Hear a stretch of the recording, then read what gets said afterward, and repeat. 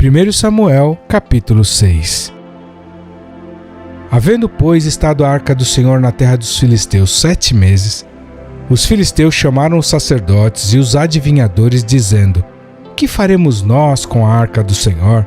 Fazei-nos saber como a tornaremos a enviar ao seu lugar. Os quais disseram: Se enviardes a arca do Deus de Israel, não a envieis vazia, porém sem falta enviareis uma oferta para a expiação da culpa. Então sereis curados, e se vos fará saber porque a sua mão não se retira de vós. Então disseram: Qual é a expiação da culpa que lhe havemos de enviar? E disseram: Segundo o número dos príncipes dos filisteus, 5 hemorroidas de ouro e 5 ratos de ouro. Porquanto a praga é uma mesma sobre todos vós e sobre todos os vossos príncipes. Fazei, pois, umas imagens das vossas hemorroidas e dos vossos ratos, que andam destruindo a terra, e dai glória ao Deus de Israel. Porventura aliviará a sua mão de cima de vós, e de cima do vosso Deus, e de cima da vossa terra. Porque, pois, endureceríeis o vosso coração como os egípcios, e Faraó endureceram os seus corações? Porventura, depois de os haver tratado tão mal, os não deixaram ir, e eles não se foram? Agora, pois, tomai e fazei-vos um carro novo, e tomai 2 vacas como crias, sobre as quais não tenha subido jugo, e atai as vacas ao carro, e tirai delas os seus bezerros, e levai-os para casa.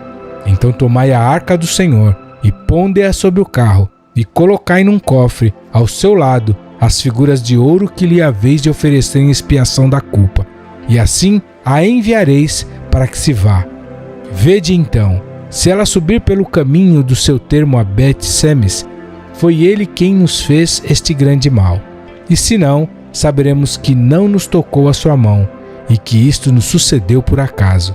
E assim fizeram aqueles homens, e tomaram 2 vacas que criavam, e as ataram ao carro, e os seus bezerros encerraram em casa, e puseram a arca do Senhor sobre o carro, como também o cofre com os ratos de ouro e com as imagens das suas hemorroidas. Então as vacas se encaminharam diretamente pelo caminho de Bet-Semes e seguiam um mesmo caminho, andando e berrando, sem se desviarem, nem para a direita nem para a esquerda. E os príncipes dos filisteus foram atrás delas até o termo de Bet-Semes. E andavam os de Bet-Semes, fazendo a cega do trigo no vale. E levantando seus olhos viram a vaca, e vendo-a se alegraram. E o carro veio ao campo de Josué, o Bet-Semita, e parou ali onde havia uma grande pedra, e fenderam a madeira do carro, e ofereceram as vacas ao Senhor em holocausto. E os levitas desceram a arca do Senhor, como também o cofre que estava junto a ela, em que estavam os objetos de ouro, e puseram-nos sobre aquela grande pedra. E os homens de Bet-Semes ofereceram holocaustos e sacrifícios ao Senhor no meio do dia. E vendo aquilo, os 5 príncipes dos filisteus voltaram para Ecrom no mesmo dia. Estas, pois, são as hemorroidas de ouro que enviaram os filisteus ao Senhor em expiação da culpa.